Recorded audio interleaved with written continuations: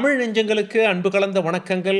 தந்தி டிவியோடு இன்று சிறப்பு நேர்காணலுக்கு இணைந்திருப்பவர் திரு ஆனந்தன் ஐயாசாமி அவர்கள். கட்சிக்காரர்கள் அன்போடு தென்காசி ஆனந்தன் என்று அவர்களை அழைப்பார்கள். ஆனந்தன் சார் வணக்கம். சலீம் சார், ரொம்ப நன்றி. Thank you so much for having me here today. நீங்க கொஞ்சம் வித்தியாசமான நபர். காரணம் என்ன அப்படின்னா, இங்கிருந்து அமெரிக்காவுக்கு போய் சிறப்பா வேலை செஞ்சு சம்பாரிச்சு செட்டில் ஆயிட்டாங்கன்னா திரும்பி வர்றதில்ல ஊர் பக்கம். ஆனா நீங்க பணத்தையும் பார்த்துட்டீங்க, புகழையும் பார்த்துட்டீங்க. சொந்த ஊருக்கு திரும்பி வந்திருக்கீங்க. என்ன காரணம்? ஒரு வெற்றிடம் தான் சார். எல்லாருக்குமே ஒரு தேடுதல் இருக்கும். வெற்றிடம். ஏன்னா பாரதியாரோட கவிதைகள அப்படியே ஞாபகம் வச்சே போறவன். 2 விஷயம். "வேடிக்கை மனிதராய் வீழ்ந்திடுவேன் என நினைத்தாயோ பராசக்தி" அப்படிங்கிற வார்த்தை நான் எப்பவுமே எழுதி வச்சிருப்பேன். "பெரிதினும் பெரிது கேள்" அப்படிங்கிறது இன்னொன்னு. அ செய்யணும். மாற்றமா எதாவது செய்யணும். அந்த சுகம், அந்த இருக்கிற வசதி, வாய்ப்புகள் அத தாண்டி என்னத்த பண்ண போறோம் அப்படிங்கிற உள்ள ஒரு வெற்றிடம் இருந்துக்கிட்டே இருக்கும். அதனால சரி என்ன பண்ணலாம் அப்படின்னு யோசிக்கும்போது, எனக்கு நான் பட்ட வலி, வேதனை, அ அந்த சின்ன வயசுல நான் பட்ட வலி, வேதனை, பசி, அது இன்றைக்கும் நான் இருந்த அந்த என்னோட தென்காசி மாவட்டத்தில, அந்த சுற்றுவட்ட பகுதியில பெருவாரியா தமிழ்நாட்டிலே இருக்கிறத நான் தொடர்ந்து பார்த்துக்கிட்டே இருந்தேன். ஒரு வருஷத்துக்கு அட்லீஸ்ட் 4 முறையாச்சும் இந்தியாவுக்கு வந்துருவேன், நான் யுஎஸ்ல இருக்கும்போது. ஓகே. அப்ப அத பார்க்கும்போது, அதுகளை தீர்க்கிறதுக்கு என்னால ஒரு காரணியா நான் இருக்க முடியுமா அப்படிங்கிறதுக்கு தான் நான் திரும்பி இந்தியாவுக்கு வந்தது. அமெரிக்கா எப்படி போனீங்க? அமெரிக்கால என்ன செஞ்சீங்க? மறுபடியும் திருப்பி வரக்கூடிய மனநிலை உங்களுக்கு அங்க ஃபைனல் டெசிஷன் எப்ப எடுத்தீங்க? அந்த உந்து சக்தி எப்பவுமே இருந்தா கூட அந்த ஃபைனல் டெசிஷன் அத எப்ப எடுத்தீங்க? அமெரிக்கால நான் கிட்டத்தட்ட ஒரு 22 வருஷம் இருந்திருக்கிறேன். ஸ்கூலிங்லாம் நான் என்னோட கிராமத்தில, அங்க இருக்கிற ஸ்கூல்ல தான். சிவந்தி ஆதித்தனார் பேர் தாங்கிய ஹையர் செகண்டரி ஸ்கூல்ல தான் நான் படிச்சேன். நான் ஸ்கூல் ஃபர்ஸ்ட்டு. அங்க 10த், 12த்லயும் நான் ஸ்கூல் ஃபர்ஸ்ட்டு. அதுக்கப்புறம் திருச்சி ஆர்இசி, இப்போ என்ஐடின்னு சொல்றாங்க அங்க. அத முடிச்சுட்டு நான் ஒரு சென்ட்ரல் கவர்ன்மெண்ட் இதுக்கு central for development of telematics அதில ஒரு ரிசர்ச் என்ஜினியரா போனேன். It was a group A, it was I was making more than probably what ஒரு டிஸ்ட்ரிக்ட் கலெக்டர் இப்போ என்ன சம்பளம் வாங்கியிருப்பாரோ, அதை விட நான் அதிகமாக வாங்கிட்டு இருந்தேன் அப்போ அந்த டைமில. அதிலேருந்து ஒரு ஸ்டார்ட் அப் போனேன். It was one of the early start up, semiconductor start up in India. It was acquired by Intel. It was probably one of the first acquisition அவங்க பண்ணது. அது மூலமா அங்கே பெங்களூர்ல நான் ஒரு அந்த ஸ்டார்ட் அப்பில் ஒரு 3 வருஷம் இருந்தேன். அப்புறம் யுஎஸ்ல இருக்கிற ஒரு வைஸ் பிரசிடென்ட்ட நான் ப்ரெசன்டேஷன் பண்ணும்போது, அவர் என்ன கட்டாயப்படுத்தி நீங்க அமெரிக்கா வரணும் அப்படின்னு அவர் கூப்பிட்டப்போ, அவரோட அழைப்ப நான் 1 வருஷம் கழிச்சு எடுத்துக்கிட்டேன். 1 வருஷம் வெயிட் பண்ணி அதுக்கு பிறகு போனேன். I was one of the very first patent filers. அதாவது இன்டெல் இந்தியால இருந்து 2000ல very first patent filers. In fact என்னோட ஃபோட்டோவ இன்டெலோட ரிசப்ஷன்ல மக்ஷாட்டா காணவில்லை அப்படிங்கிற மாரி ஒரு 1 வருஷத்துக்கு கூட போட்டு வச்சிருந்தாங்க. நம்ம இதில இருந்தது. பணத்துக்காக யுஎஸ்க்கு போனேன். To be honest. எனக்கு எப்பவுமே இந்தியால இருக்கணும்னு தான் எண்ணம். பட் பண தேவை இருந்துச்சு. குடும்ப சூழ்நிலை, குடும்பத்துக்கு பணம் தேவை. அதனால அங்க போனேன். 1 வருஷத்துல வந்துரலான்னு நெனச்சு போனேன். 20 வருஷம் ஓடிருச்சு. ஓகே. பட் அந்த இந்தியாவுக்கு திரும்ப வரணும் அப்படிங்கிறது எப்பவுமே இருந்துகிட்டு இருந்துச்சு. இன்ஃபேக்ட் 2005, 6 தேமுதிக ஆரம்பிச்ச காலங்கள்ல, என் தம்பி அந்த தேமுதிகல உள்ள போய் அவரு ஒன்றிய கவுன்சிலர் ஆறதுக்கு நான் பின்னால இருந்து ஹெல்ப் பண்ணேன். 2009ல இன்ஃபேக்ட் நான் வந்து பாராளுமன்ற தேர்தல் தென்காசி தொகுதியிலேருந்து ரன் பண்ணுறதுக்காக நான் அப்போவே தேமுதிகல ஐ வாஸ் ப்ராபபிள் கேண்டிடேட். அது அதில் இருந்து இல்லை அதிமுகவுக்கு நீங்கள் கேண்டிடேட்டாக வரணும் அப்படின்னு அதிமுககாரங்க என்ன கூப்பிட்டாங்க. அப்போ இங்கே அதிமுகவில் லீடர்ஸ்லாம் அப்போ பார்த்துருக்குறேன். அம்மாவை பார்க்கக்கூடிய ஒரு வாய்ப்பு கூட அப்போ கிடச்சிருக்கு. அதுக்கப்புறம் ஐ வாஸ் டூ யங். அதுதான் அவங்க சொன்னாங்க, "ஜென்மன் you are too young, will see you next time" அப்படின்னாங்க. Okay, okay. ஜெயலலிதா அவர்களே சொன்னாங்க. ஆமா. ஓகே. அதுக்கப்புறம் சரி அப்போ கொஞ்ச நேரம் எடுத்துக்கிறோம் அப்படின்னு. ஏன்னா ஒரு அரசியலுக்கு வரும்போது, அ அதுக்கான செலவுகள் நெறைய இருக்கு. உதாரணத்துக்கு இன்னைக்கு நீங்க எடுத்துக்கிட்டீங்கன்னா, நான் டெய்லி என்னோட காரோட கேஸ் ஃபில் பண்றேன். அதாவது ஒரு 2 நாளைக்கு ஒரு தடவ இல்ல டெய்லியாவது நான் வந்து அதில டீசல் ஃபில் பண்ணிக்கிட்டேங்க. அதுக்கு மட்டும் ரூ. 5000 ஆகுது. ஓகே. அப்போ உங்களுக்கு ஒரு மாசத்துக்கு டீசல் செலவு மட்டுமே 1,00,000 வருதுன்னா, நீங்க ஓகே. போய் எப்படி ஒரு தண்ணீரோட இருக்கணும், யார்ட்டயும் போய் கிளீன் அரசியல் குடுக்கணும், யார்ட்டயும் பணம் கேட்கக்கூடாது. அப்ப நம்ம செல்ஃப் ரிலையன்ட்டா இருக்கணும் அப்படிங்கும்போது, சரி கொஞ்சம் பணத்த சம்பாதிச்சுக்கிருவோம். குடும்பத்தையும் வந்து நம்மளோட டிபெண்டன்ட்டா இருக்கிறவங்க எல்லாரும் அவங்களும் செல்ஃப் ரிலையன்ட்டா இருக்கணும்ங்கிறதுக்காக, இதெல்லாம் பார்த்துட்டு வரதுக்கு 20 வருஷம் ஓடிருச்சு. ஓகே. மீன்வைல் என்னோட தம்பி வந்து அதிமுகல சேர்ந்து ஒரு தேமுதிகல மாவட்ட ஒன்றிய கவுன்சிலர் இருந்தாரு. அப்புறம் மாவட்ட கவுன்சிலர் அதிமுக எம்எல்ஏவானாரு. 2016 to 21 அவர் வாசுதேவனல் தொகுதி அதிமுக எம்எல்ஏ. அதுலயும் நான் பின்னால இருந்தேன். 2021 அவர் ரீஎலெக்ஷன் போகும்போது அந்த அந்த தொகுதிக்கான வார் ரூம் எல்லாத்தையும் நான் தான் இருந்து ரன் பண்ணேன். So I been in politics. இப்போ நீங்கள் 2005, 6 டைம் ஃப்ரேம்லேருந்து நான் தொடர்ந்து பாலிடிக்ஸில் இருந்துக்கிட்டு இருக்கிறேன். பணம் தான் போதிய பணத்தை சேர்த்துக்கிறனோ அது வரைக்கும் வந்து அரசியலுக்கு வரக்கூடாது அப்படிங்கிறது தான் அது டிலே ஆச்சு. இல்லைனா எப்போவோ நான் இங்கே நேரடியாக வந்திருப்பேன். இந்த மிகப்பெரிய முடிவு எடுக்கிறது, அரசியல்ல குதிக்கலாம் அப்படின்னு சொல்லி அந்த முடிவு எடுக்கிறதுக்கு நீங்க யாரெல்லாம் கலந்து ஆலோசனை பண்ணீங்க? ஸ்ரீதர் வேம்பு சாருக்கும் உங்களுக்கும் நல்ல ரேப்போ இருக்கு அப்படின்னு சொல்லி நாங்க கேள்விப்பட்டோம். அவர்கிட்டயும் கேட்டீங்களா? அவர் என்ன சொன்னாரு? இந்தியாவுக்கு திருப்பி வரணும் அப்படின்னு முடிவெடுத்தப்போ, நான் முதல்ல சந்திச்சதும், நான் சந்திக்க விரும்பின ஒரே ஒரு நபர் திரு ஸ்ரீதர் வேம்பு அவர்கள் தான். அவர் ஒரு அமெரிக்காவில் பல வருஷம் இருந்துட்டு ஒரு பெரிய கம்பெனி ரன் பண்ணிட்டு அப்புறம் இந்தியாவில் வந்து ஒரு கிராமத்தில் வந்து தென்காசியில் இருக்கிறாங்க. So he knows both world. நான் வேறு யார்ட்டையும் சொல்லி வந்து இந்த மாதிரி அமெரிக்காவில் இங்கே வருது அந்த லைஃப் இந்த லைஃப் வருது கொஞ்சம் எக்ஸ்பிளைன் பண்ணுறதும் கஷ்டம். அண்ட் அவர் வந்து சக்ஸஸ்ஃபுல்லாக ஒரு பெரிய கம்பெனியை ரன் பண்ணி 10-15,000 பேருக்கு வேலை கொடுத்து, so he knows both world's actually. And கிரவுண்டில் இருக்கிறதுனால அவருக்கு கிராமத்தில் என்ன நடக்குன்னு எல்லாமே தெரியும். என்ன மாதிரி ஒரு டெக்னோக்ராட் வரும்போது அது என்ன சேலஞ்சஸ் இருக்கும் அப்படிங்கிற, ஏன்னா ஒரு கார்ப்பரேட்டில் நீங்கள் போய் ஒரு ப்ரெசன்டேஷன் பண்ணுறது வேறு. அங்கே வந்து விஷயம் என்னவோ அதை தான் இது பண்ணுவாங்க. அங்கே போய் யாருக்கும் நம்ம சல்யூட் பண்ண வேண்டிய அவசியம் இல்லை. இப்போ ஒரு விபிடியோ சீனியர் விபிடியோ நம்ம போய் ஒரு ஸ்ட்ராட்டஜிக் பிளானர், ஸோ 5 வருஷத்துக்கு அடுத்து என்ன நடக்கணும் அப்படிங்கிறத வந்து பிளான் பண்ணி சொல்லக்கூடியது என்னோடய வேலை கடைசியாக சொல்லலாம். ஸோ அதை சொல்லும்போது நாங்கள் வந்து பியூர்லி பிஸ்னஸ்க்கு சரியாக வருமா, அங்கே வந்து வணக்கம் போடணும், அவங்கள சல்யூட் பண்ணணும், அவங்கள ப்ளீஸ் பண்ணணும் அப்படிங்கிற ஒன்றும் இல்லை இல்லையா.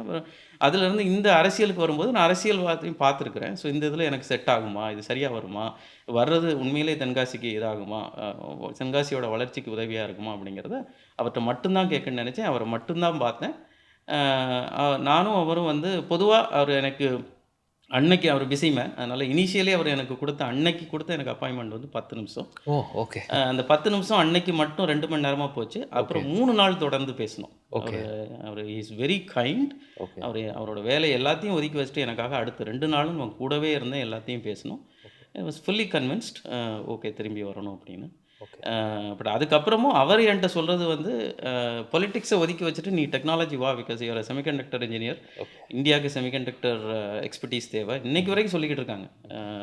வந்து இப்போ டென்செமி அப்படிங்கிற ஒரு கம்பெனி இது பண்ணியிருக்கிறோம், spend most of your time in டென்செமி அப்படின்னு தான் சொல்லுவாங்க. அது அவங்களோட இது. But at the same time அவங்க யோசிச்சுட்டு இல்லை வி நீட் யூ ஃபார் அரசியல் ஆல்சோ அப்படிங்கிற மாதிரி சொல்லுவாங்க. ஸோ ரெண்டுமே நடக்குது. இட்ஸ் பீன் எனக்கு குரு, எனக்கு ஒரு மென்டார் குரு, எல்லா விதத்துலேயும் எனக்கு வந்து கைட் பண்ணுறாங்க. உங்களுடைய சகோதரர்கள் தேமுதிகல இருந்திருக்காங்க, அதிமுகல இருந்திருக்காங்க.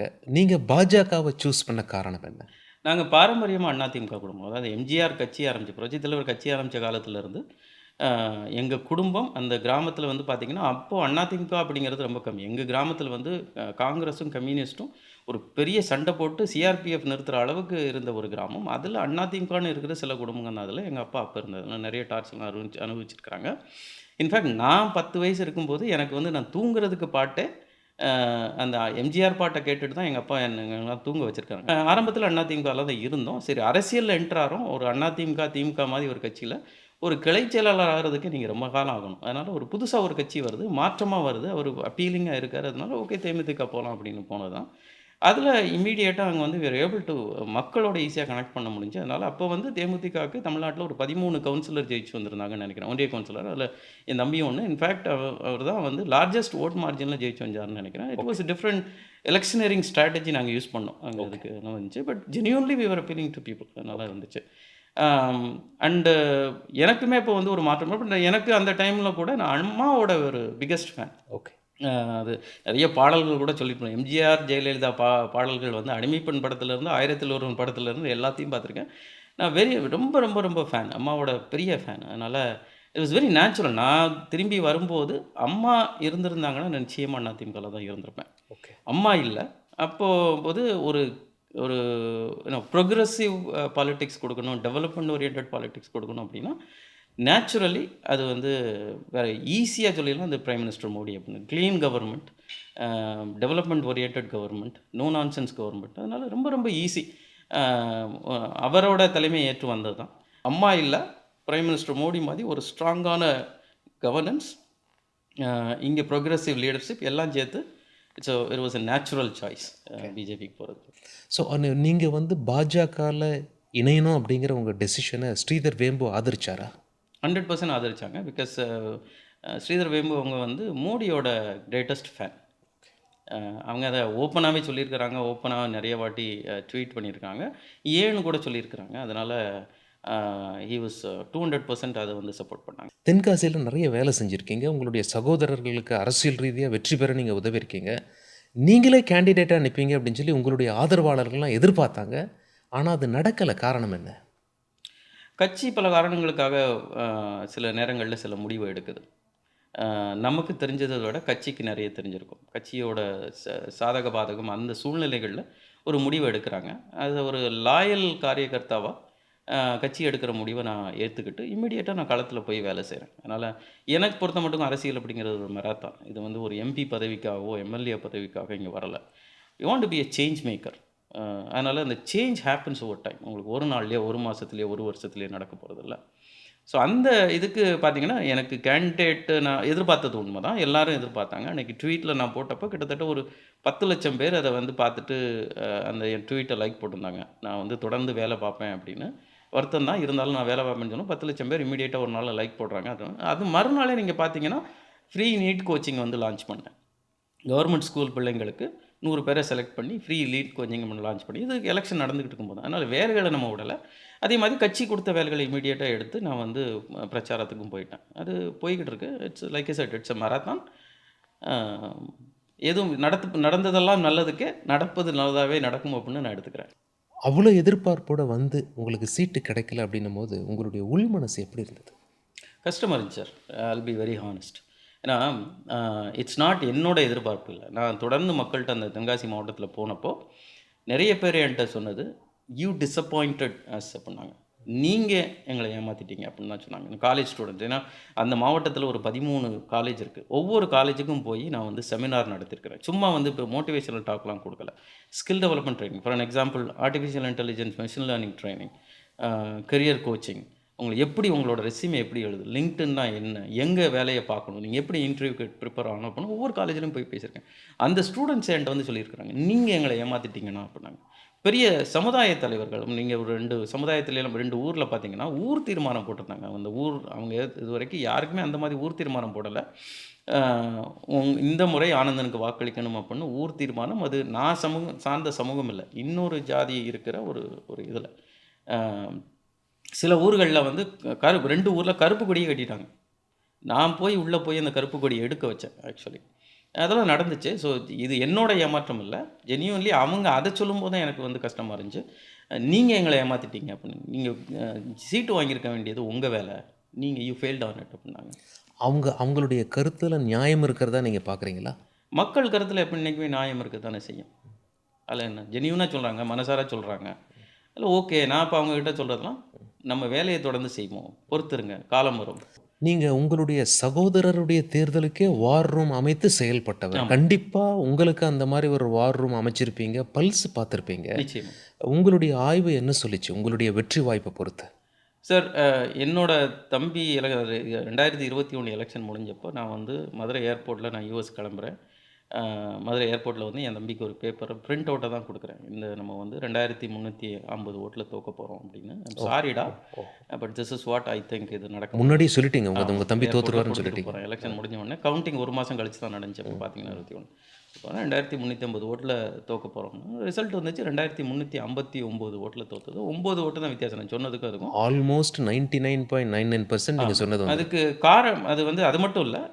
நம்ம எவ்வளோ ஓட்டு வாங்குவோம், எதிரா இருக்கிற தேமுதிக எவ்வளோ, மதிமுக எவ்வளோ வாங்கும், புதிய தமிழகம் எவ்வளோ வாங்கும், நாம் தமிழர் எவ்வளோ, எல்லாம் எழுதி குடுத்துட்டு போனேன். ஆக்சுவலா ரிசல்ட் அவ்வளோதான் வந்துச்சு. இது ஓகே. என்னமோ பிரியா நான் வந்து ஜோசியம்லாம் சொல்லல. ஓகே. அங்க இருக்கிற பூத் 275 பூத்துலயும் 275 கிளைச் செயலாளர்ட்டயும் உட்காந்து, அதுக்கு முன்னால நடந்த 4 எலக்ஷனோட டேட்டாவ எடுத்து ஹீட் மேப் அனாலிசிஸ் பண்ணி, நான் 3 டிகிரி ரெக்ரெஷன் அனாலிசிஸ் ரன் பண்ணேன். கிளைச் செயலாளர்ட்ட கூப்பிட்டு உங்க உங்க பூத்துல என்ன நிலவரம்னு சொல்லுங்க. என்ன சமூக கட்டமைப்பு இருக்கு, என்ன ஜாதி இருக்கு, என்ன மதம் இருக்கு. அதில பார்த்தீங்கன்னா, அந்த அதிமுக, திமுக மாரி கட்சியில பார்த்தீங்கன்னா, ஒரு கிளைச் செயலாளர் 20 வருஷமா அவர் தான் கிளைச் செயலாளரா இருப்பாரு. அவருக்கு அந்த பூத்துல இருக்கிற ஒவ்வொரு குடும்பம் வாரியா யார் எதுக்கு ஓட்டு போடுவாங்க அப்படிங்கிறது தெரியும். யார் என்ன அவங்களோட போன முறை என்ன போட்டாங்க, இப்ப என்ன போடுவாங்க, அவங்க ஹிஸ்டாரிக்கலி எப்படி போடுறாங்க அப்படிங்கிறத பத்தி தெரியும். So it's very easy actually. நீங்க உட்கார்ந்தீங்கன்னா, அந்த டேட்டாவ வந்து எக்ஸ்ட்ராக்ட் பண்ணிடலாம். ஸோ அத வச்சுட்டு நான் தென் ஐ டூ அ பெர்முடேஷன் காம்பினேஷன் தென் கரண்ட் கன்டெம்பரரில என்ன நடக்குது அப்படின்னு இருக்கிற பண்ணி குடுத்தப்போ, அந்த ரிசல்ட் அப்படி தான் வந்துச்சு. நான் அந்த களத்தில இருந்த 2 வருஷமும் எவ்ரி 3 மாசம் நான் பெய்டு சர்வே பண்ணியிருக்கேன். அதாவது இம்பார்ஷியல் ஒரு தேர்ட் பார்ட்டிய விட்டு அன்பயாஸ்டு சர்வே எடுத்துக்கிட்டே இருந்தோம். ஒவ்வொரு 3 மாசத்துக்கும் நான் வந்து செலவு பண்ணி அது பல லட்சம் ஆகும் இது பண்றதுக்கு. ஓகே. எடுத்தோம். அந்த சர்வே பேஸ்டு ஃபீட்பேக் அது போய் நீங்க யாருக்கு ஓட்டு போடுவீங்க அப்படிலாம் கேட்கறதில்ல. Basically indirect questions to understand and then we do sentimental analysis on top of it. Okay. அத வச்சு பார்க்கும்போது Tenkasi was looking very promising sir. Very very promising and there was a high degree, high probability of winning. அவங்களுடைய முடிவு அவங்களுக்கு பலன் கொடுத்ததா கட்சிக்கு? அங்க ட்ரெடிஷனல் நீங்க பார்த்தீங்கன்னா, தென்காசி தொகுதிய வந்து அதிமுக கோட்டை அப்படிம்பாங்க. ஸோ அதிமுக போட்டி போட்ட இடத்துல பிஜேபி 21% ஓட்டு வாங்கியிருக்குன்னா, அப்போ there is a ground ஸ்வால். Thiru Annamalai அவர்களுடைய பதவி வேறொரு தமிழக பாஜக தலைவராக வரவிருக்கிறது அப்படின்னு சொல்லி சலசலப்பாக பேசப்பட்டபோது உங்கள் பெயரும் அடிபட்டது. சில நியூஸ் ஆர்டிகல்ஸ் எல்லாம் இன்னார் ஆனந்தன் அவர்கள் அமெரிக்காவிலேருந்து ஒரு மிகப்பெரிய சக்ஸஸ்ஃபுல் கேண்டிடேட் இங்கே தமிழ்நாடு வந்து தேர்தலை சந்திக்கிறார், இவர் வர வாய்ப்பு இருக்குன்னு கூட ஆர்டிகல்ஸ் எல்லாம் படித்தோம். நீங்கள் படிச்சீங்களா? நீங்கள் என்ன ஃபீல் பண்ணீங்க அதை பற்றி? எனக்கும் காட்டுனாங்க. இன்ஃபேக்ட் சென்னை எடிஷன்லேயே சில பேப்பர்கள் அந்த மாதிரி வந்ததை எனக்கு காட்டுனாங்க. எனக்கு வாஸ் லிட்டில் சர்ப்ரைஸ்ட் ஆக்சுவலி பார்க்கும்போது. பட் எனக்கு வந்து ஒரு விஷயம் அதை பார்க்கும்போது எனக்கு என்ன சந்தோஷம் அப்படின்னா, ஒரு பிஜேபி மாதிரி கட்சியில தான் இந்த மாதிரி அதாவது யாரானாலும் தலைவருக்கு வரலாம். அது வந்து செய்தியாக பேசப்படலாம். ஆனா பிஜேபியில நீங்க பார்த்தீங்கன்னா, எவ்ரி 3 வருஷம் ஒரு மாவட்ட தலைவர் மாறிக்கிட்டு இருப்பாரு. எவ்ரி 3 வருஷம் ஒரு மாநில தலைவர் மாறிக்கிட்டு இருப்பாரு. அதனால இது அந்த விதத்தில நான் அந்த செய்திய பார்க்கும்போது எனக்கு வந்து ரீஅஷ்யூரிங்கா இருந்துச்சு. அதாவது ஒரு வெளிநாட்டில இருந்து படிச்சுட்டு ஒரு கார்ப்பரேட்ல இருந்து வரும்போது, ஓகே எல்லாருக்குமான ஒரு வாய்ப்ப கொடுக்கக்கூடிய ஒரு கட்சியா இருக்கு அப்படிங்கிறது நான் அத பாசிட்டிவா தான் பார்த்தேன். மத்தபடி அந்த செய்தியில அது என்ன நடந்துச்சு, அது யார் எழுதுனா அதெல்லாம் எனக்கு தெரியாது. நல்ல கட்சியில இருக்கிறோம் அப்படிங்கிற ஒரு நல்ல ரீஅஷ்யூரிங் ஃபீல அந்த நியூஸ் எனக்கு கொடுத்தது. அரசியலில் விஜய் களத்தில் இறங்கியிருக்காரு. அவர் எங்கே கூட்டம் போட்டாலும் அந்த மாநாடுக்கு அதிகம் கூட்டம் வர்றதை பார்க்க முடிகிறது. கூட்டம் ஓட்டாக மாறுமா? உங்களுடைய கணிப்பு என்ன? ஓட்டாக மாறுச்சுன்னா அவருக்கு நல்லது. மாறுமான்னு இப்போ சொல்ல முடியாது. அதே இப்போ விஜய் என் மாவட்டத்துக்கு வந்தாலும் கூட்டம் வரத்தான் செய்யும். அதில இல்லன்னு இல்ல. ஓட்டா மாறுமா அப்படிங்கிறது வந்து என்னால சொல்ல முடியல. மாறாது அப்படிங்கிறது என்ன, மாறுனா அவங்களுக்கு நல்லது. அதிமுகவும் நீங்களும் கூட்டணியில் இருக்கீங்க. பாஜகவை கடுமையாக விமர்சிக்கிறாரு. அதிமுகவை அந்த அளவுக்கு விமர்சிக்கிறது இல்லையே. Very simple strategy sir. அவரோட மெசேஜே வந்து இன்கம்பன்ட்ட விமர்சிக்கணும். மத்தியில யார் ஆட்சியில இருக்கா, மாநிலத்தில யார் ஆட்சியில இருக்கா, அவங்க 2 பேரையும் மட்டும் விமர்சிப்போம். அவங்க 2 பேரை மட்டும் தாக்குவோம் அப்படிங்கிறது தான் அவரோட ஸ்ட்ராட்டஜி. அதிமுக ஆட்சியில இல்ல, அதனால அவர் தாக்கல. அவ்வளோதான். இது வெரி சிம்பிள். அவருக்கு யாரோ நல்லா எழுதி குடுக்குறாங்க. அதாவது ஸ்ட்ராட்டஜிய கரெக்ட்டா இது பண்றாங்க. Anti incumbency, anti establishment. நீங்க ட்ரம்ப் ஜெயிச்சு வந்ததே பார்த்தீங்கன்னா, it was not a vote for Trump. It was actually vote for anti establishment. அத கரெக்ட்டா ஒரு இன்ஜினியரிங் அனாலிசிஸ்லாம் பின்னால இருந்து பண்றாங்க போல. பண்றாங்க. ஸோ அந்த மெசேஜிங்கில ஒண்ணும் ஆச்சரியம் ஒண்ணும் படுறதுக்கு இல்ல. கூட்டணி ஆட்சிக்கு தயாராக இருக்கும் அப்படின்னு சொல்லி விஜய் ஏற்கனவே அறிவிச்சிட்டாரு. அப்படி இருக்கையில் ஒருவேளை அதிமுக தங்கள் பக்கம் வந்தால் நல்லா இருக்கும்னு அவங்க யோசிக்கலாமா? அதிமுக பெரிய கட்சி சார். அதிமுக தங்கள் பக்கம் வந்து கூட்டணி அப்படிங்கிறது வந்து சின்ன பிள்ளைத்தனமான பேச்சா இருக்கு.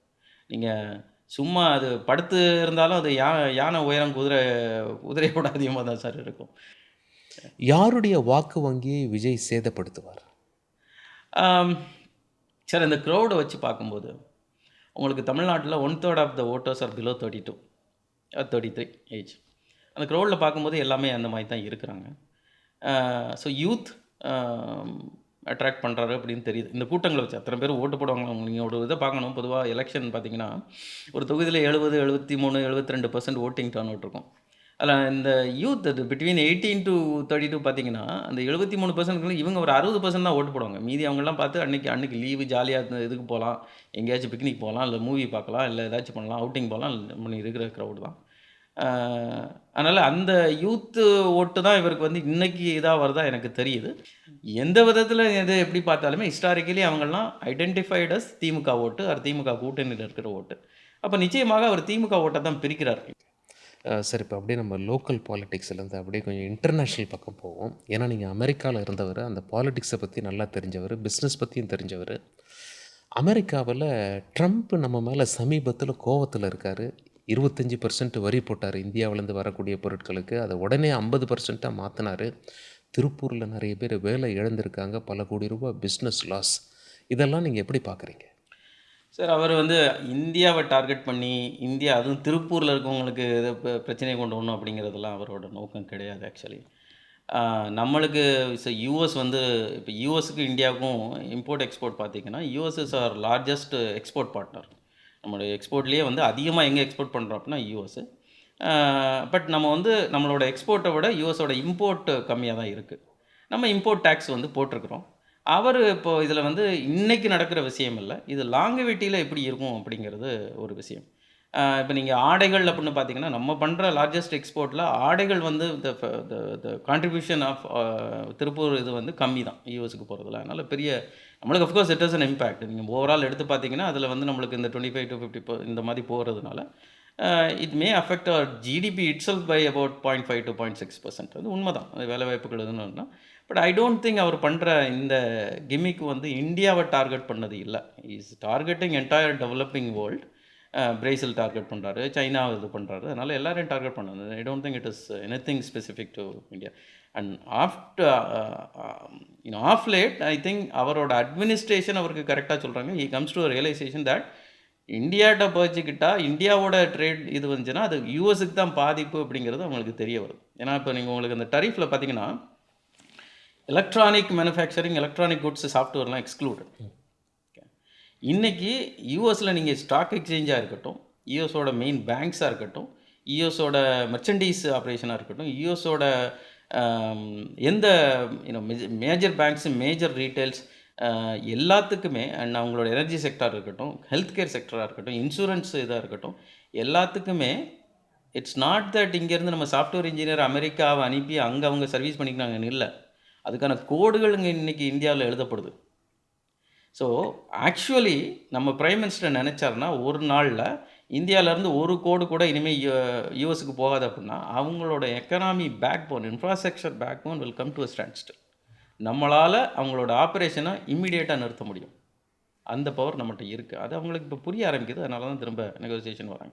இது நம்ம போய் வெளியில சொல்றதில்ல. உன்னோட சாஃப்ட்வேர்லாம் இங்க இருந்தா ஏன் எழுதப்படுது? பெங்களூர்ல நாங்க எழுதுறோம், சென்னையில எழுதுறோம், புனேல எழுதுறோம். இங்க நான் பண்ணலாமே. இப்போ வந்து யுஎஸ் அவங்களோட செமிகண்டக்டர் இதெல்லாம் ஃபார் அன் எக்ஸாம்பிள் சைனாக்கு எக்ஸ்போர்ட் பண்ணக்கூடாது. இந்த கைண்ட் ஆஃப் சிபியூ வந்து இந்த கைண்ட் ஆஃப் ப்ராசஸர, இந்த சர்வர் ப்ராசஸர சைனாக்கு அனுப்பக்கூடாது அப்படிங்கிறது பிரசிடென்ட் ஆர்டர் போடலாம். ஒரு எக்ஸிக்யூட்டிவ் ஆர்டர் குடுக்கலாம். அவங்க எக்ஸ்போர்ட் பண்ண முடியாது. அதுமாரி நம்ம பிரைம் மினிஸ்டர் போட்டுடலாமே. நீங்க இந்த கைண்ட் ஆஃப் ஃபின்டெக் சாஃப்ட்வேர் வந்து இனிமே இங்கேருந்து அங்க போக்கூடாது அப்படின்னு போட்டா, என்ன ஆகும்? உங்களோட பேங்கிங் ஆப்பரேஷனே என்ன ஆகும்? ஸோ ஆனா எடுக்குது அவங்களுக்கு புரியுது. அதனால I think they are coming to a realisation. Russia கிட்ட நம்ம கச்சா எண்ணெய் வாங்குறோம். அந்த காச வச்சு தான் உக்ரைன்ல ரஷ்யா போர் செய்றாங்கன்னு சொல்லி ட்ரம்ப் குற்றம் சாட்டுறாரு. அதுக்காக தான் வரி போடுறேன்னு சொல்லி சொல்றாரு. ஆனா, நாம ரஷ்யா கிட்ட வர்த்தகம் பண்றத விட கச்சா எண்ணெய சீனா அதிகம் வாங்குறதா ரிப்போர்ட்ஸ் எல்லாம் சொல்லுது. இந்தியா மேல போட்ட வரி மாதிரி அவரு சீனா மேல இன்னும் போடல. எதனால இந்த partiality? 16 to 18% of world manufacturing is from China. நான் சொன்ன மாரி இதில நீங்க அந்த கிளாசிக் எக்ஸாம்பிள பார்த்தீங்க. கோவிட் நடந்தப்போ. சைனாவோட கண்டெய்னர்லாம் உங்களுக்கு கடல்ல நிக்கும்போது யுஎஸ்‌க்கு என்ன ஆச்சு அப்படின்னா, வேர்ல்டு வைடா என்ன ஆச்சு அப்படிங்கிறது. ஸோ சைனா இஸ் ஆக்சுவலி யுஎஸோட மேனுஃபேக்சரிங் சென்டர். அது எப்படி அவங்க நிறுத்த முடியும்? நீங்க ஐஃபோன் வச்சுக்கலாம். ஐஃபோன் இங்க மேனுஃபேக்சர் அதனால தான் சைனா ப்ளஸ் ஒன் ஸ்ட்ராட்டஜி அப்படின்லாம் போட்டு இது பண்ணிக்கிட்டு இருக்கோம். IPhone designed in US. Laptops are design in US. Cars are designed in US. Manufacturing அங்க தானே. போட்டுட்டு இப்போ அவங்களுக்கு இல்லாம உட்காந்துக்கிட்டு இருப்பாங்களா? உங்களுக்கு தெரியும் கோவிட் அப்போ வந்து கார்லாம் வந்து யுஎஸ் போர்ட்ஸ்ல நின்னுகிட்டு இருக்கு. போர்ட்ல இருந்து கார ஆஃப்லோட் பண்ண முடியல. காரணம் அதுக்கான சிப் இல்ல. அந்த சிப் எங்கேருந்து வரும்? So China US is dependent on China. And US is going to be more and more இந்தியாவ டிபெண்ட் ஆகி இருக்க போகுது. ஸோ உங்களோட கருத்துல இப்ப ட்ரம்ப் வந்து நம்ம உக்ரைன் வாரே இந்தியா காசுல தான் ரன் ஆகுதுங்கிற ஒரு குற்றச்சாட்ட நீங்க எப்படி பார்க்குறீங்க? இல்ல வேற ஏதாவது மறைமுக காரணம் பிரச்சனை இருக்கலாம்னு என்னன்னா, பார்க்குறீங்களா? நம்ம அவங்ககிட்ட இருந்து ஆயில் வாங்கி, நம்ம ரிஃபைன் பண்ணி, திரும்ப யுஎஸ்‌க்கும் மத்த கண்ட்ரிக்கும் நம்ம வேல்யூ ஆடட் இதா அனுப்புறோம். அது அவங்க கிட்ட ஆக்சுவலி இன்னைக்கு சர்ப்ளஸ் ஆயில் இருக்கு. யுஎஸ்‌ட்ட. இப்ப அவங்க அந்த ஆயில் என்ன பண்ணுவாங்க? அவங்களோட ஆயில் வெல்ல பார்த்தீங்கன்னா, டெக்சாஸ்ல எல்லாம் ஃபுல்லா இருக்கு. அங்க ஸ்டாப் பண்ணா இவங்க கிட்ட வாங்குவோம். அவ்வளோதான். யார் விக்கணும் அப்படிங்கிறது தான். Okay, okay. இது பேசிக்கலி அதுதான். நம்மளுக்கு இங்க வாங்குறோம். அங்க நிறுத்திட்டா இங்க தான் வாங்கணும்லாம் பார்க்கணும். ஓகே. அவ்வளோதான். ஸோ அமெரிக்காவோட வர்த்தகம் பண்ணணுங்கிற ஒரு நிர்பந்தமா தான் அஃப்கோர்ஸ் ட்ரம்புடைய இப்ப டிசிஷன் நீங்க பார்க்கலாம். உக்ரைனோட இது இது பார்த்தீங்கன்னா, இட்ஸ் நாட் ஜஸ்ட் முன்னாடிலாம் ஆயில் வந்து டாலர் டினாமினேட்டட் சேல். நீங்கள் அதனால அவங்களுக்கு எப்போவுமே ஒரு இது இருந்துக்கிட்டு இருந்துச்சு. யாரு குடுக்கல் வாங்குனாலும் you have to finally come for forex என்கிட்ட தான் வந்தாகணும் அப்படிங்கிறது. இன்னைக்கு அந்த இதை கூட நம்ம வந்து ருப்பி பேஸ்ட் இல்ல அவங்க கரன்சி பேஸ்ட் போட்டோம். ருப்பி பேஸ்ட் போட்டோம். இப்ப அந்த இதையும் கட் பண்ணி விட்டோம். அதனால டோட்டலி அவங்க வந்து கட் டவுன் ஆகும்போது அவங்களோட பாதிப்பு அடையுது. And it is not just யுஎஸ்க்கு ஆக்சுவலி யூரோப்பும் பாதிப்பு. இது நம்ம ஃபாரின் மினிஸ்டர் திரு ஜெய்சங்கர் அவர்கள் பியூட்டிஃபுல்லா அந்த ஒரு இன்டர்வியூல சொல்லியிருந்தாங்க. ஸோ இது இட்ஸ் லார்ஜர் தேன் ஆயில். யுஎஸ்ல ட்ரம்ப் நம்ம மேல 50% வரி போட்டார். நம்ம பிரதமர் இங்கேருந்து சீனா சென்று அங்க ரஷ்ய அதிபரையும் பார்த்தாரு, சீன அதிபரையும் பார்த்தாரு. அந்த மூவ நீங்க எப்படி பார்க்குறீங்க? ரொம்ப bold move. Very very bold move. வேறு யாராலையும் இதை பண்ண முடியாது ஆக்சுவலி. ஏன்னா தான் சொன்னேனே உங்களுக்கு மேனுஃபேக்சரிங் இங்கே இருக்குது. நீங்கள் எதை எடுத்துக்கோங்க, சிப் எடுத்துக்கோங்க, ஆட்டோமேட்டிவ் எடுத்துக்கோங்க, டாய் இருக்குங்க, எல்லாமே இங்கே இருக்குது. அப்போ இந்த ரீஜியனில் ஒரு கோஆப்ரேஷன் வந்து அவங்க என்ன பண்ணுவாங்க? உங்களுக்கு US and Canada holds 2/3 of world's wealth. Because finally trade was happening there. உங்களுக்கு சைனாவில் மேனுஃபேக்சரிங் நடந்தாலும், மெக்சிகோவில் மேனுஃபேக்சரிங் நடந்தாலும் trade was happening in China, US. அதனால் அங்கே இருக்க வெல்த் இருக்கிற மாதிரி இருந்துச்சு. ஓகே. இப்போ நீங்கள் அதை ரீஜனலைஸ் பண்ணிட்டீங்கன்னா அவங்க என்ன பண்ணுவாங்க? அதனால் பிரைம் மினிஸ்டர் கரெக்டாக மூவ் பண்ணாங்க. ஓகே. ஸோ அது அவங்களுக்கு ரியலைசேஷன் வரும். சீனாவுக்கும் நமக்கும் ஒரு நெருங்கிய நட்பு வரக்கூடிய சாத்தியம் இருக்குன்னு நீங்கள் நினைக்கிறீங்களா? நமக்கும் அவங்களுக்கும் ஏற்கனவே ஒரு போர் நடந்திருக்கு. அப்புறம் கல்வான் பள்ளத்தாக்கில் 2 இராணுவத்திற்கும் கை கலப்பு நடந்து போய் 2 பக்கத்துலேயும் உயிர் சேதங்கள் இருந்தது. சீனா நம்மளோட நெருக்கம் காட்டுவார்களா? அவங்களுக்கு அதுக்கான நீட் இல்லை. அதனால் இப்போ நீங்கள் பார்த்தீங்கன்னா குளோபல் ஜியோபொலிட்டிக்கில் யூஎஸ்க்கு அப்புறம் ரஷ்யா எனிவே யூஎஸ்எஸ்ஆர் சோவியத் டிசக்னேட் ஆன பிறகு இன்றைக்கி ரஷ்யா வந்து அதனால் ஒரு பவராக எமர்ஜ் ஆகி வர முடியலை. அப்போது ஜியோபொலிட்டிக்ஸில் யூஎஸ்க்கு ஆல்டர்னேட்டிவாக சீனா வரணும் அப்படிங்கிறத இதில் பல வருஷமாக இது பண்ணிக்கிட்டு இருக்காங்க. அதனால தான் இந்த பெல்ட் அண்ட் ரோடு இனிஷியேட்டிவ் நீங்கள் பார்த்துருப்பீங்க. அங்கேருந்து போய் நேபாள் போய் ஹம்பன்டோட்டா துறைமுகத்தில் போய் இங்கே கராச்சியில் ஒரு துறைமுகத்தில் போய் அப்படியே சவுத் ஆஃப்ரிக்கா போய் இந்த ஹோல் ஒரு மாலை மாதிரி இதை பண்ணுறதுக்கு காரணம் 2/3 ஆஃப் வேர்ல்ட்ஸ் அந்த merchandise traffic actually happens through Indian ocean. Global merchandise traffic happens through Indian ocean. அப்போ அதை யார் கண்ட்ரோல் பண்ண போகிறா அப்படிங்கிறது. நீங்கள் 2000 வருஷத்துக்கு முன்னாலே இதெல்லாம் நடக்கும். பாரசீக இதில் வந்து யார் இதை கண்ட்ரோல் பண்ணுறாரோ அவங்க தான் வேர்ல்டு பவர் மாதிரி வரும். இப்போ அவங்க அந்த இனிஷியேட்டிவ் தான் எடுத்திருக்காங்க. அதனால் ஃபண்ட் பண்ணுறாங்க, எல்லாருக்கும் ஃபண்ட் பண்ண, ஸ்ரீலங்கா ஃபண்ட் பண்ணுறாங்க, பாகிஸ்தானுக்கு ஃபண்ட் பண்ணுறாங்க, சவுத் ஆஃப்ரிக்கா ஃபண்ட் பண்ணுறாங்க, அங்கே இருக்க கண்ட்ரிக்கெலாம் ஃபண்ட் பண்ணுறாங்க. அதனால் China not only wants to establish as a regional power, they want to establish as a global power. அதனால் அவங்க நீங்கள் எந்த விதத்தில் எடுத்து பார்த்தாலும் China is much advance than us in terms of technology. இன்றைக்கி உங்களுக்கு லேட்டஸ்ட் டெக்னாலஜி அப்படின்னு பார்த்தீங்கன்னா networking gear for an example எடுத்துக்கோங்க. அவங்க இப்போ ஹுவாவே வச்சு பண்ணுறாங்க.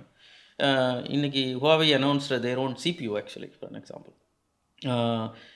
அவங்களோட ஓன் டீப்சீக் ஏஐ இது அனௌன்ஸ் பண்ணிட்டாங்க. அது ரொம்ப சிறப்பாக போய்கிட்டு இருக்கு, உங்களுக்கு தெரியும். ஸோ புல்லட் ட்ரெயின் என்ன ஸ்பீடில் விடுறாங்க உங்களுக்கு தெரியும். வேர்ல்ட்ஸ் லார்ஜஸ்ட் டேம் கட்டுறது, வேர்ல்டு லார்ஜஸ்ட் ரோட்வே கட்டுறது, எல்லாமே அவங்க பண்ணுறாங்க. அதனால் they are much advanced in terms of, ஏன்னா காரணம் they started this journey at least about 40 years ago அப்படிங்கிறத சொல்லுவேன். இந்த டெவலப்மெண்ட் வேணும் அப்படிங்கிற ஒரு ஃபோக்கஸ்டு எஃபோர்ட்டை வந்து சைனா அந்த சைனீஸ் கம்யூனிஸ்ட் பார்ட்டி அந்த bullet proof started about 40 years ago. அதனால் தே ஹேவ் அன் அட்வான்டேஜ்.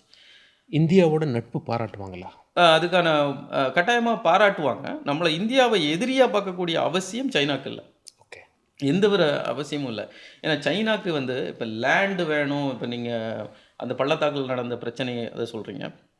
இந்தியாவில் வந்து புதுசாக அவங்க லேண்ட் எடுத்துக்கிறணும் அப்படிங்கிற ஒரு அவசியமே இல்லை. அது எடுத்துகிட்டா அவங்களுக்கு பேர்டன் தான். ஆக்சுவலி எங்கேருந்து எடுப்பாங்க? உங்களுக்கு நேபாளை ஒட்டி ஹிமாலயெல்லாம் ஒட்டி தானே எடுக்க முடியும். It's actually burden. நீங்கள் ஒரு ரோடு போடுறதுக்கு இங்கே $1 செலவு பண்ணோன்னா அந்த இதில் போய் ரோடு போடுறதுக்கு நீங்கள் $20 செலவு பண்ணணும். அதனால் it is they are not about போய் லேண்டு கிராப்பிங் அந்த மாதிரி டெரிட்டோரியல் எக்ஸ்பேன்ஷன் அதெல்லாம் அவங்களுக்கு கிடையாது. அவங்களுக்கு இப்போ basically controlling of region is what is more important. அதுக்கு வந்து அவங்க either they try to control through financing and through technology. நம்ம பிரதமர் இங்கேருந்து சைனா போகிறதுக்கு முன்னாடி ஜப்பான் போயிட்டு புல்லட் ட்ரெயினில் ட்ராவல் பண்ணி செமிகண்டக்டர் ஆலைக்கு போய் அதை பார்த்துட்டு பிறகு தான் சீனா சென்றார். அதிலிருந்து நமக்கு ஒரு மெசேஜ் இருக்குது. அந்த மெசேஜ் நாம் எப்படி டீகோட் பண்ணலாம்? செமிகண்டக்டருடைய ஃப்யூச்சர் என்ன சார்? அதாவது இது ரெண்டையும் I would decouple first of all. ஏன்னா இது வேறு பர்பஸ், அது வேறு பர்பஸ்.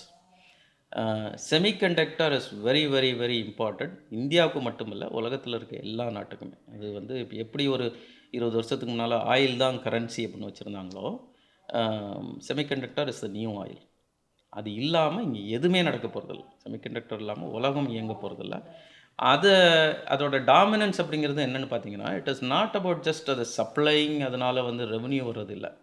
அது இல்லாட்டி நம்ம டேட்டா சென்டர் ரன் பண்ண முடியுமா, நம்மளோட ஏர்போர்ட்டை ரன் பண்ண முடியுமா, நம்மளோட லார்ஜ் ஸ்கேல் பவர் கிரிட் என்ன ஆகும். ஃபார் அன் எக்ஸாம்பிள், இப்போ ஒரு சைனீஸ் சிப்பை வந்து நம்ம பவர் கிரிட்டில் போட்டிருந்தோம்னா, அவன் அதை ஓவர் த ஏர் அதை இன்ட்ரூட் பண்ணி அதை ஹேக் பண்ணிட்டான் அப்படின்னா, அந்த மொத்த கிரிட்டுமே டவுன் ஆகிடலாம். இட்ஸ் சிப்ஸ் செமிகண்டக்டர் இது வந்து இட்ஸ் அபவுட் நேஷனல் செவரினிட்டி. இப்போ it's not about, it's lot more than money, lot more than trade, lot more than செவரினிட்டிக்கு அதை ஒரு தமிழில் அந்த ஒரு விஷயம். அதனால தான் நமக்கு அதுக்கு அவ்வளோ இம்பார்ட்டன்ஸ் கொடுக்கணும். ஓகே, இறையாண்மை, நம்மளுடைய இறையாண்மை. இறையாண்மை. சார், இப்போ நீங்கள் வந்து ஒரு செமிகண்டக்டர் இந்த சிப்ஸில் நீங்கள் எக்ஸ்பர்ட்.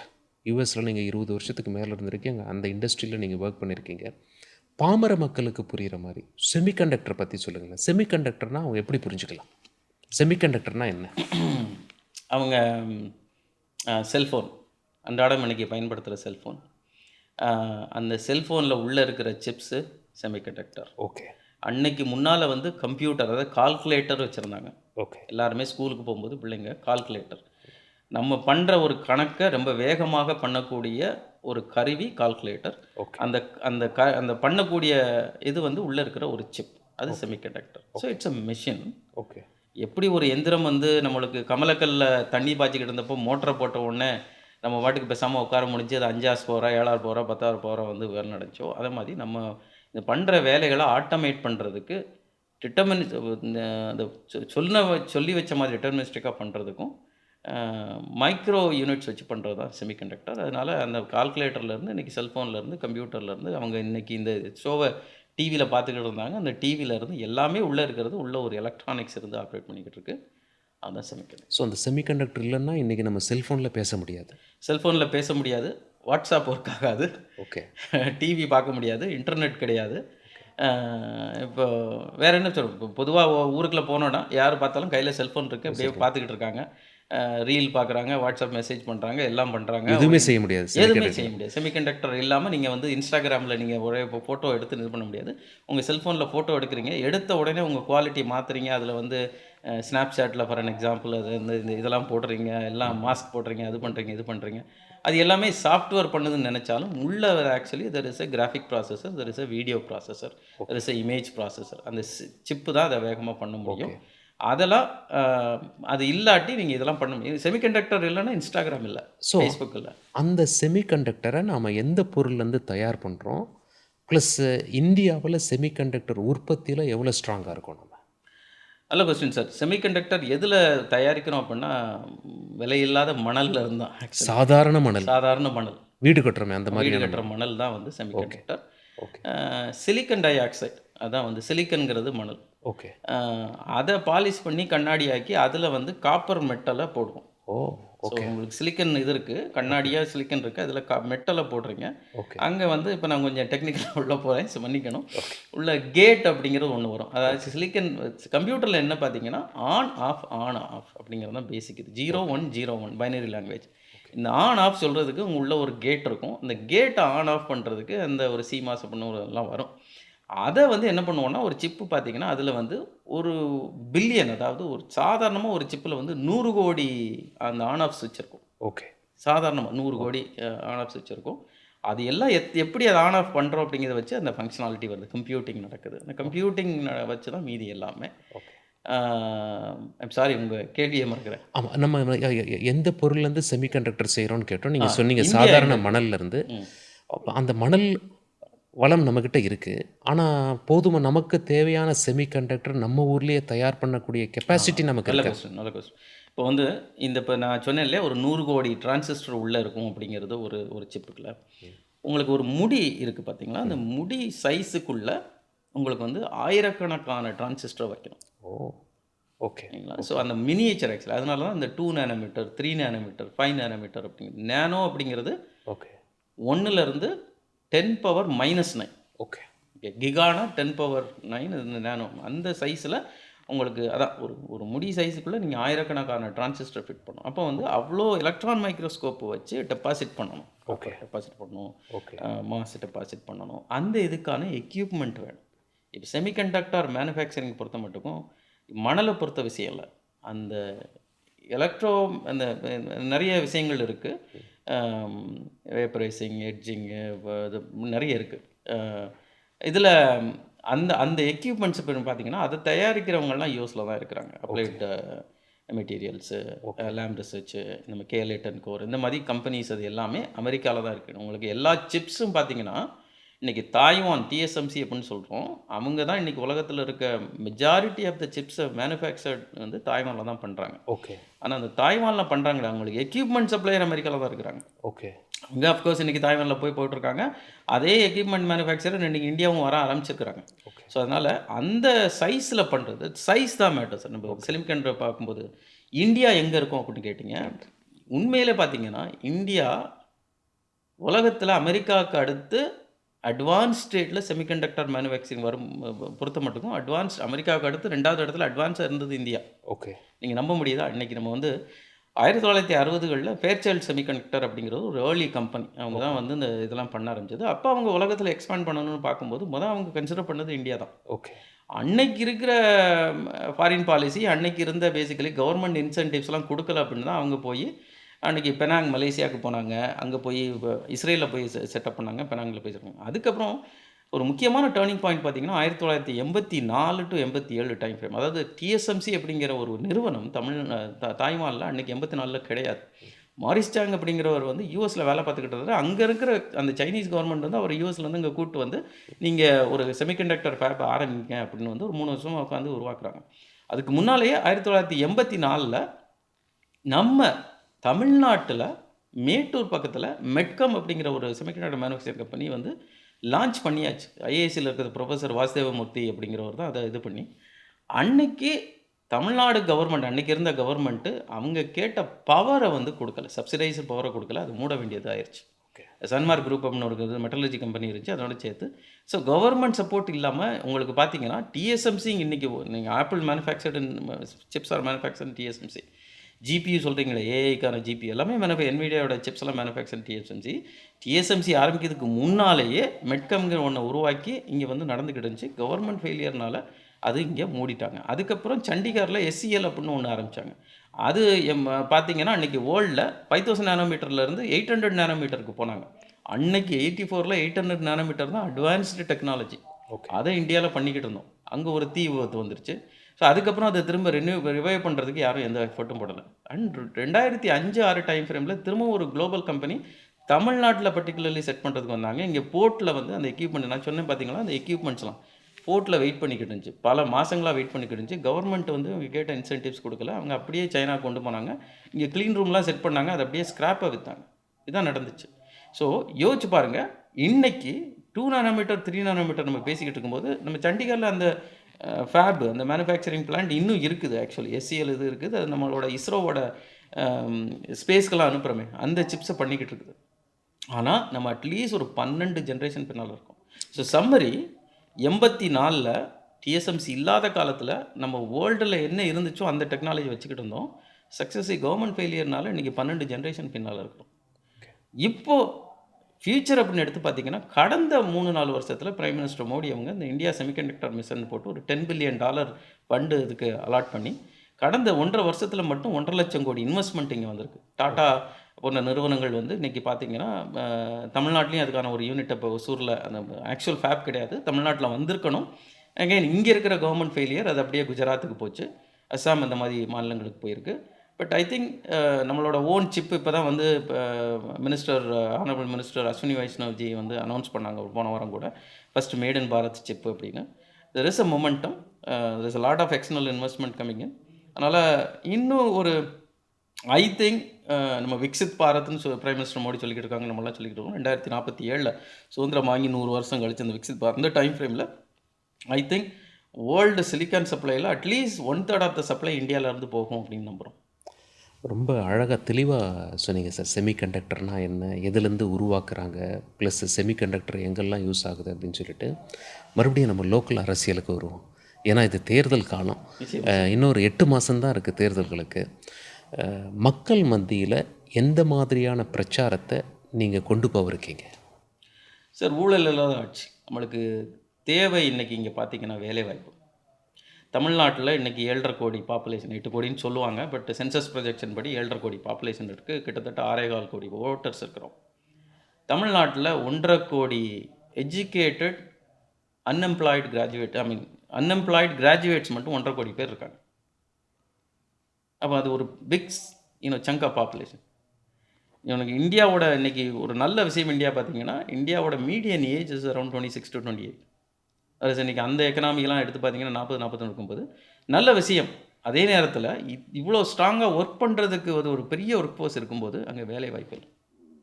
ஸோ வேலை வாய்ப்பு வேணும் அப்படின்னா ப்ரொக்ரெசிவ் கவர்மெண்ட் வேணும், ஊழல் இல்லாத கவர்மெண்ட் வேணும்.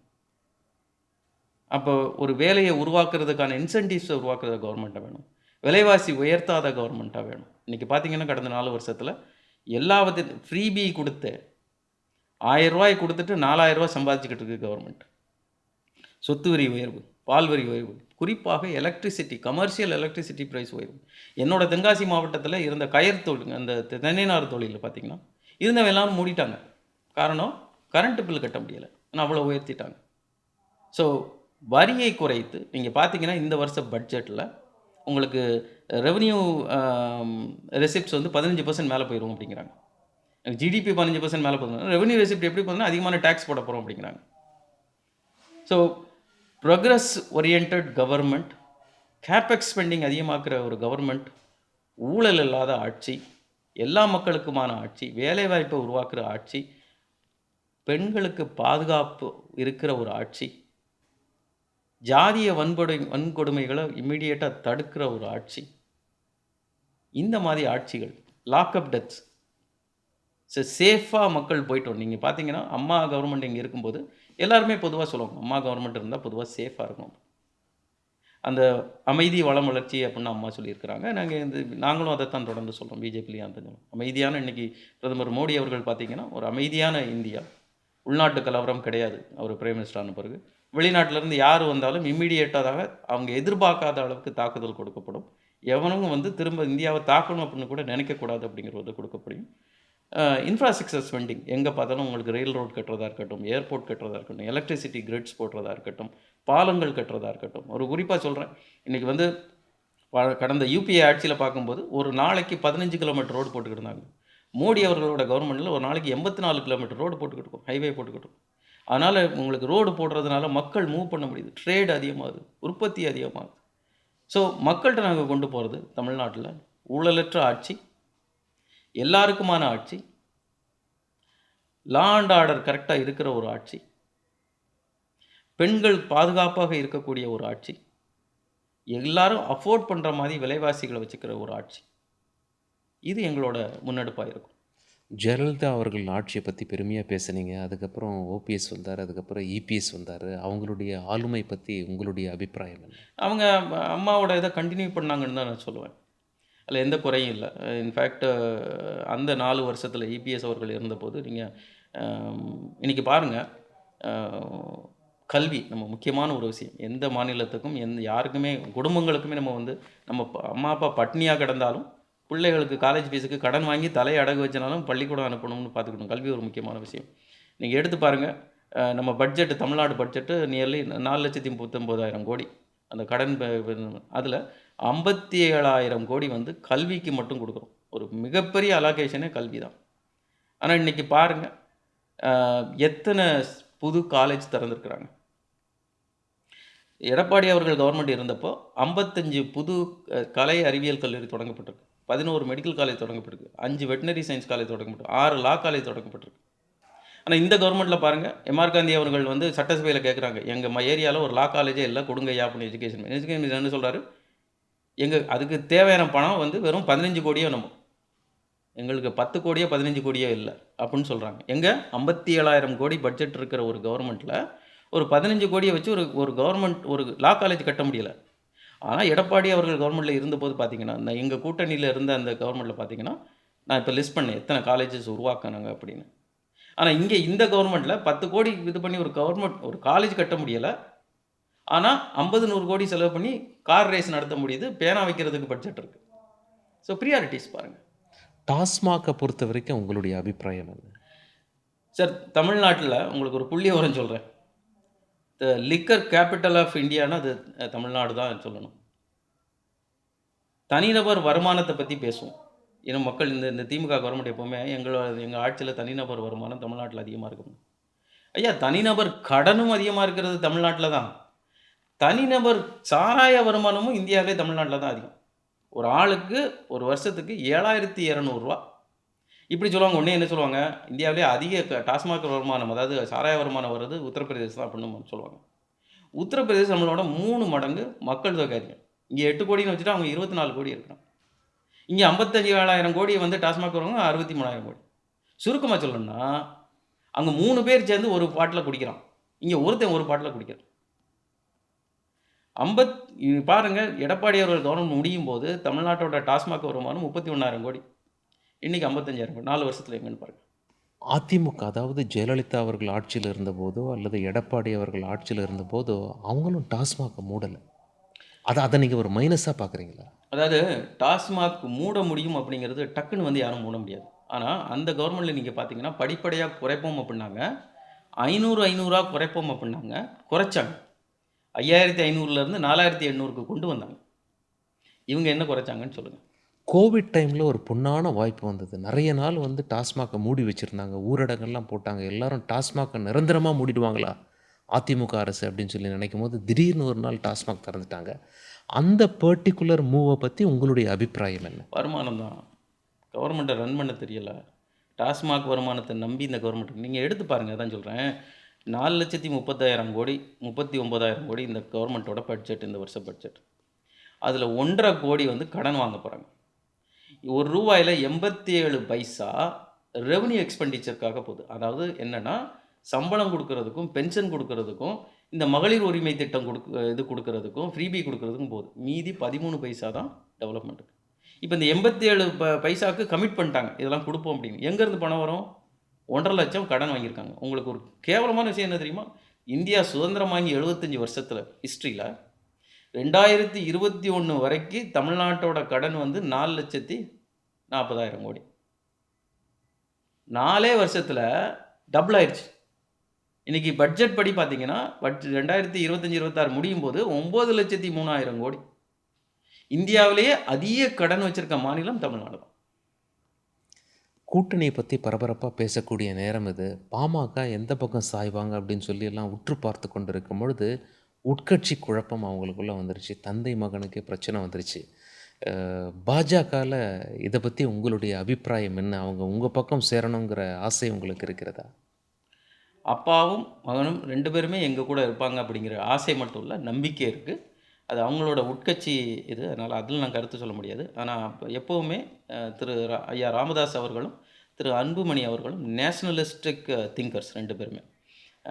பல முறை அவங்க நம்ம கேபினெட்டில் இருந்திருக்காங்க, மத்திய அரசில் இருந்திருக்கிறாங்க. அவங்க வந்து ஒரு ஒரு சமூக முன்னேற்றத்துக்காகவும் ஒரு குறிப்பிட்ட சமூகத்தின் இது அந்த மாதிரி பார்க்கப்பட்டாலும் அவங்க எப்போவுமே அந்த கட்சி, ஐயா ராமதாஸ் அவர்கள் பொதுவாகவே வந்து எல்லாருக்குமான ஒரு தலைவர், இந்தியாவுக்கான தலைவர் அவர். அதனால் நிச்சயமாக மோடி அவர்களோட தலைமையை ஏற்று தேசிய ஜனநாயக கூட்டணியில் வருவாங்க. 2 பேருமே வருவாங்கங்க நம்பிக்கை இருக்குது. உங்களுடைய நேரத்திற்கும் உங்களுடைய கருத்துக்கும் மிக்க நன்றி ஆனந்தன் சார். வணக்கம் சார். ரொம்ப ரொம்ப ரொம்ப நன்றி. உங்களோட உரையாடுனதில் ரொம்ப சந்தோஷம். உங்கள் மூலமாக மக்கள்கிட்ட பேசக்கூடிய ஒரு வாய்ப்பும் கிடைச்சதில் ரொம்ப சந்தோஷம். Thank you so much sir. Thank you sir. Thank you.